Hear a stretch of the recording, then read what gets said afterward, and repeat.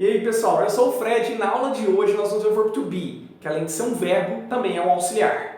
Antes de a gente começar a falar sobre o verbo to be especificamente, nós vamos ver uma outra coisa que são os subject pronouns. Os subject pronouns são aqueles pronomes do sujeito. Em português, eu, você, ele, ela, nós e assim vai. Tá? Em inglês isso é importante conhecer porque os subject pronouns acompanham todo o inglês, ou seja, todo o seu progresso gramatical, a gente vai ter a presença dos subject pronouns. Então é muito bom conhecê-los antes da gente progredir. Então, aqui no quadro eu escrevi a definição dos subject pronouns. A gente vai ver razoavelmente rápido, porque a maioria de vocês provavelmente já teve algum contato com subject pronouns e isso não tem muito segredo na verdade, tá? Então, I sou eu, you, você, he, ele, she, ela. O it vai ser ele e ela para, aqui em cima, ele e ela para objeto, animal, ou seja, qualquer coisa que não seja um ser humano. Qualquer coisa que a gente querer fazer referência que não é um ser humano, seja o clima, ou um cachorro, ou um objeto, uma cadeira, assim vai, você vai usar o it para falar ele e ela para essas coisas, né? Qualquer coisa que não seja um ser humano. O we, nós, you, vocês, escreve do mesmo jeito do you do singular, e o they, que significa eles e elas, tá? Bom, uma vez que a gente viu então os subject pronouns, agora a gente pode passar para o verbo to be. E o verbo to be ele significa ser ou estar. Assim como a gente tem conjugações de acordo com o nosso sujeito, por exemplo, eu sou, né, tu és, ele é, nós somos, assim vai. E o inglês também vai ter conjugações diferentes para o verbo to be, dependendo do sujeito que a gente usar. Então vamos dar uma olhadinha nessas conjugações. Então para o I, né, para falar que eu sou ou eu estou alguma coisa, eu vou usar I am. Para o you, eu vou usar are, you are. He is, she is, it is, we are, you are e they are, certo? Então, quando você vai utilizar algum subject pronoun, ou seja, ou eles, nós e tal, você tem que prestar atenção com a conjugação que você vai usar do verbo to be, né? Não são muitas, como vocês podem ver, eu arrumei até aqui em cores, né? Os de preto são os que estão com are, ou seja, os subject pronouns que vão ganhar are, os que estão de vermelho são os subject pronouns que vão ganhar is, e eu deixei o I am, o am é exclusivo do I, eu deixei ele de azul, tá? Além disso, dessa construção, né, de eu sou, eu estou, nós temos uma coisa em inglês chamada de contração. Para que serve a contração em inglês? Na verdade, ele serve só para encurtar a frase, para deixar ela um pouquinho menor. Mas, Fred, ela vai mudar alguma coisa na frase? Não, não muda nada, fica totalmente igual. É só para deixar a frase mais rápida, mais curta, mais dinâmica, e elas são muito usadas principalmente em inglês informal ou então no inglês falado, né? Então, o I am, na contração, eu vou unir os dois, né? Vou emendar os dois numa coisa só e ele vai virar I'm, né? O you are, your. Então, he is, his, she is, she's, né? It's, we're, your, you, their, certo? Então essas são as pronúncias das contrações. Lembrando que eles são exatamente como sua forma completa, só que eles são mais curtos. Então vamos fazer algumas frases para a gente poder checar, para ver como é que fica a construção com o verbo to be. Então, eu preciso fazer a estrutura com o sujeito e o nosso verbo, que a gente viu, mais o complemento. Normalmente, o que a gente usa de complemento para o verbo to be? Como o verbo to be significa eu sou, eu estou, normalmente a gente usa nesse início, né, quando a gente está aprendendo inicialmente o verbo to be, mais estados, né, eu estou, por exemplo, cansado, que é o que o tired significa, nacionalidades, he is Brazilian, nesse caso ele é brasileiro, ou profissões, que nesse caso aqui, she is a lawyer, ela é uma advogada. Esse a significa uma, tá? Ele faz o artigo. Ou they are students, eles são estudantes ou alunos. E vocês podem ver que o artigo não entra mais, porque esse artigo aqui ele é um artigo, o I e o N significa um ou uma. Então ele é um artigo para o singular, né? Ele não é usado para o plural. Então ele sai, nesse caso, sai o artigo e entrou a profissão, né, no caso student, no plural, certo? Então, como vocês podem perceber, as frases em inglês aqui elas estão colocadas de uma forma, numa certa organização. Por que é importante saber que o verbo to be é um auxiliar? Porque a organização da frase ela indica meio que a condição dela. O que eu quero dizer com condição? Quer dizer se a frase é uma afirmativa, uma interrogativa ou uma negativa. Então, quando eu tenho o sujeito à frente do meu auxiliar, e no caso o verbo to be está fazendo papel de auxiliar e verbo ao mesmo tempo, né?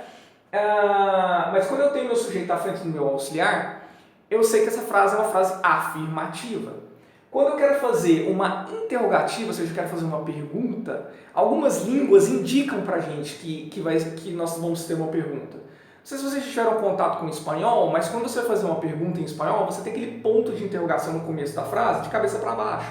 Isso indica que vai ser uma interrogativa para que você não faça para eu como a gente faz em português. O português não tem esse indicativo.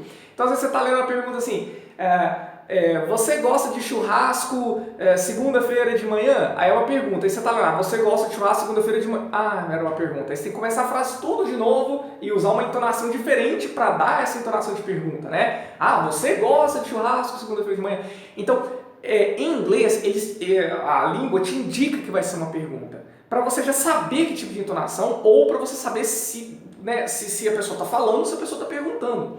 Então, como vocês podem ver aqui, nós temos uma inversão do am, que estava logo depois do I, né? Você tem I am, nessa frase de interrogativa. Você vê que o sujeito ele passa depois do auxiliar. O auxiliar ele vem para frente do sujeito na frase.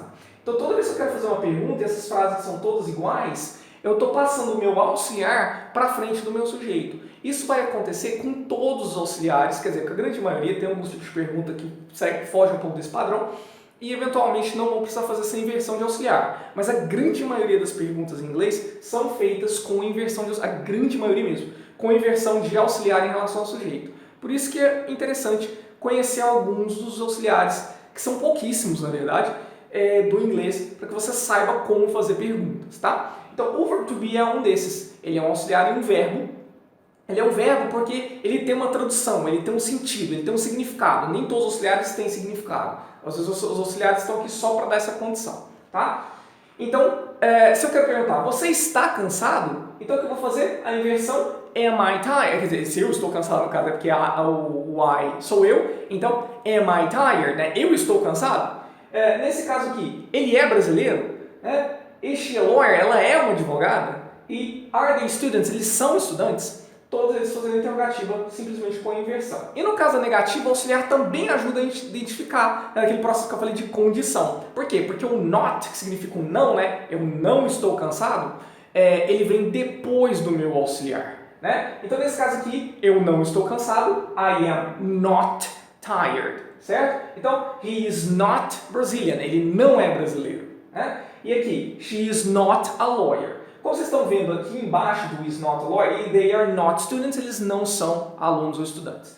Como vocês estão vendo embaixo de cada um dos verbos, eu tenho também contrações. Lembra que eu tinha falado das contrações aqui do lado? Que as contrações servem para indicar, para fazer um encurtamento da frase. Nós temos também contrações do auxiliar, né, no caso do verbo to be, que a gente está vendo com o not. Então, em vez de eu falar he is not Brazilian, eu posso falar para ficar mais curto, he isn't Brazilian. Ah, mas Fred, qual é a diferença? Não tem diferença. Um é só mais curto que o outro, mas as contrações transformam a frase um pouquinho mais informal. Né? Um pouquinho não, deixa a frase consideravelmente informal. Então tem que tomar cuidado com as contrações, porque se for um texto muito sério, é bom evitar, não encher de contração. Tá? E como vocês podem ver, o am not não tem contração. Sim, porque o am não tem contração com a negativa, com o not. Ele só tem contração, no caso, com o sujeito. Certo?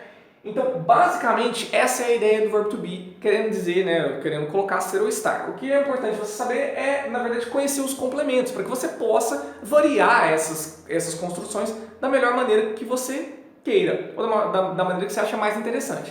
Eu coloquei alguns exemplos aqui no cantinho, eu vou tentar sair daqui da frente. De vez em quando eu olho um pouco para o lado, porque eu preciso olhar para a câmera para poder olhar para vocês, mas de vez em quando eu tenho que olhar para a tela do celular para poder ver se eu não estou na frente de vocês. Né? Então, de vez em quando, é por causa disso que eu estou olhando aqui para o lado.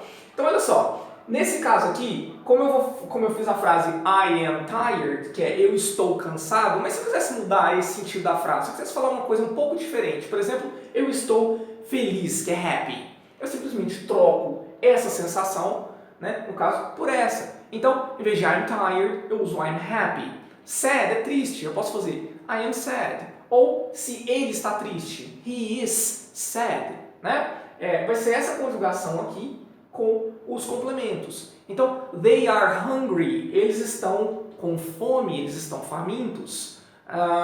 We are late, nós estamos atrasados, né? Usando o we are aqui nesse caso, we are late, né?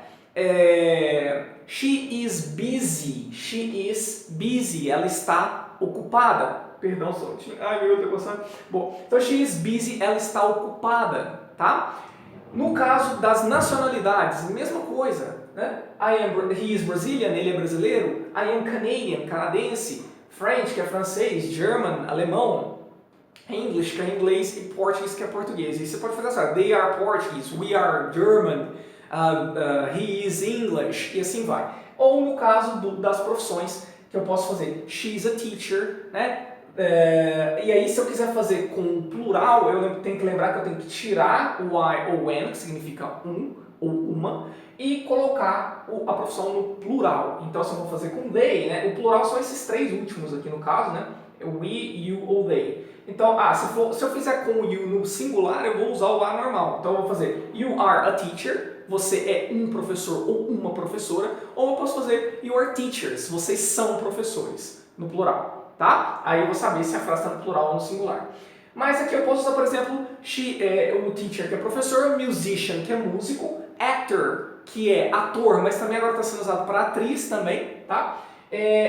Antes de atriz era actress, né? Engineer, engenheiro ou engenheira, né? E worker, trabalhador ou trabalhadora. Então se eu quero falar que ela é uma trabalhadora, she's a worker, né? Ele é um engenheiro, he is an engineer.